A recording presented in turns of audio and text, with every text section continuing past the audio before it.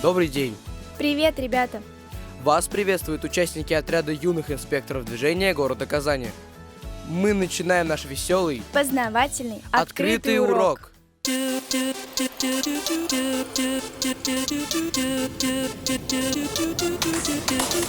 Уроки открыты, открытые уроки. Давайте вместе повторим эти строки.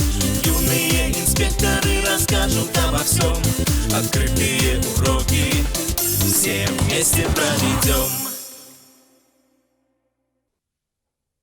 Начнем с самого начала. Что же такое транспортное средство? Наша рубрика «Автословарь».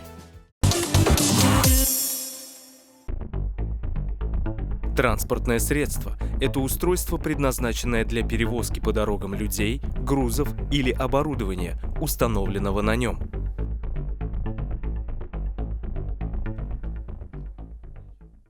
Каждый день мы с вами видим различные наземные транспортные средства, такие как автомобили, трамваи, троллейбусы, автобусы и другие.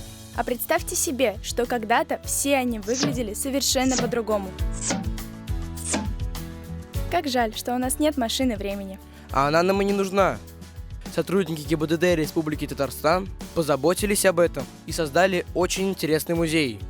Его экспозиции рассказывают об истории госавтоинспекции с момента ее образования до наших дней. Так давай перенесемся туда. И мы пришли сюда не просто так, а в гости к очень интересному человеку. Здравствуйте! Здравствуйте, ребята! Наш музей находится по адресу Оренбургский тракт, дом 5.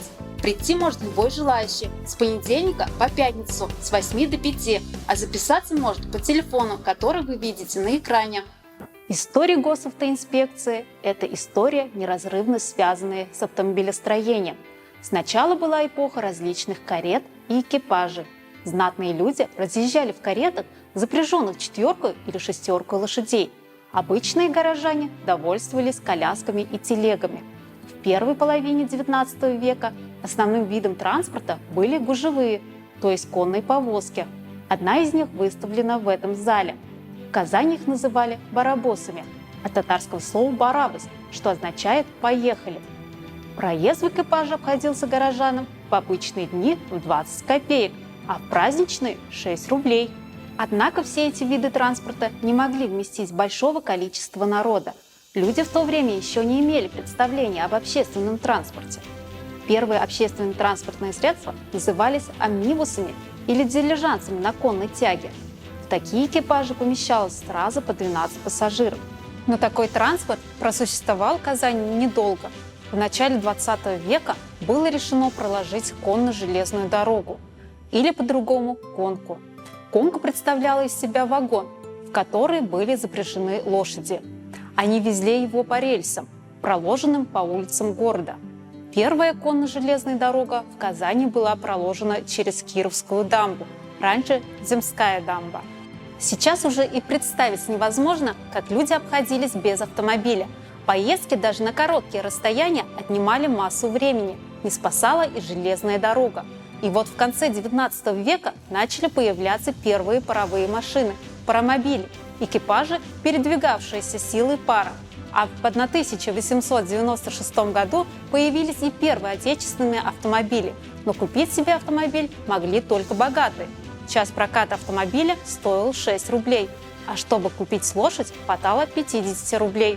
В 1917 году в Казани было зарегистрировано 11, а спустя год уже 118 автомобилей. История автомобиля – это еще и история взаимной неприязни тех, кто ходил, и тех, кто ездил. С появлением первых автомобилей возникла и необходимость решения главной проблемы – безопасности движения как для водителей, так и для пешеходов. Различными автомобильными сообществами Росавтодор, Татавтодор и другие были определены требования, предъявляемые к автовладельцам.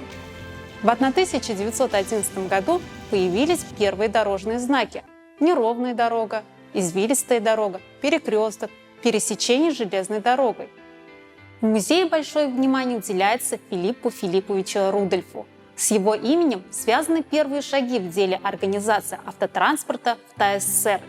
Филипп Филиппович Рудольф приехал в Казань из Самарской губернии в 1911 году и поступил на работу в гараж товарищества «Автотранспорт» купца Стародубцева, где получил навыки в то время редкой профессии шофера-механика. В 1912 году получил первое в Казани водительское удостоверение. Филипп Филиппович открыл первые авторемонтные мастерские, основал автотранспортный техникум, где обучали шоферов и механиков. Придумал и первые правила дорожного движения: держаться правой стороны дороги, замедлять ход в пыльное время года, соблюдать осторожность на поворотах. Принимал участие в установлении первого в Казани светофора, пересечения улиц Баумана и Чернышевского. Патрульный мотоцикл 60-х М-72, знаменитый гаишный Урал-одиночка. Одиночкой его прозвали инспекторы, поскольку было лишь одно сиденье, за которым на крыле заднего колеса размещалась рация. Здесь же можно увидеть «Москвич-412», ВАЗ-2106 и даже ДО-Эспера, являвшийся гордостью республиканской автоинспекции в конце 90-х годов. Все зрители теперь знают, что есть такой замечательный музей. И для них у нас есть задание. Создать свою виртуальную экскурсию на тему «История автотранспорта». Пришли на портал soklad.ru и выиграли экскурсию в музей ГИБДД Республики Татарстан. На этом наш урок закончен. До свидания, ребята! До новых встреч!